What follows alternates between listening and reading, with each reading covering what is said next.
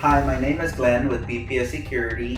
Today we'll be talking about a court case where an individual security guard pulled out a gun on a driver that ran over a parking cone in a parking lot.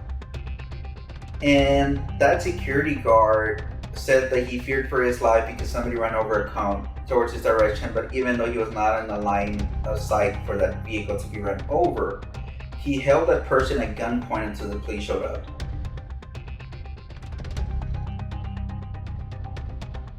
First is that he shouldn't have pulled out his gun on the driver for running over a cone. It's uncalled for based on how I read it.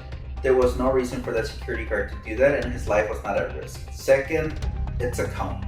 You can replace a cone. The driver, from my understanding, was just trying to leave the parking lot because he was getting frustrated, I guess, with waiting in line or something, so he ran over the cone to leave quicker.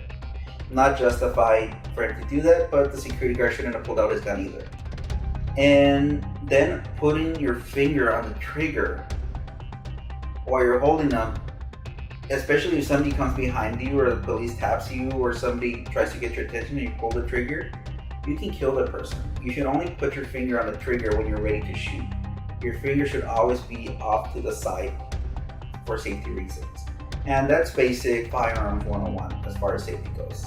Then the other one, he wouldn't let the driver go. He would keep moving in front of the vehicle to keep them there. It's a lot safer for you to just let somebody go than try to keep them there, especially when they're a vehicle and you're standing in front of it.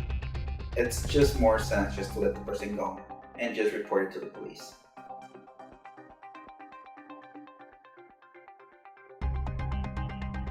Now, that individual security guard, from my understanding, did not have an armed security license. So he should not have even been doing security guard work. There's a lot of issues where security companies are not in compliance with that, and they just hire the person that can do the work because they can pay a very cheap rate to that guard and they'll still do the work. And imagine if that security guard that probably had no training since he wasn't licensed as a security guard shot that individual when it could have been avoided. It's just a cone, let the guy go. Take the license plate, call the police, get some video. That's all you have to do.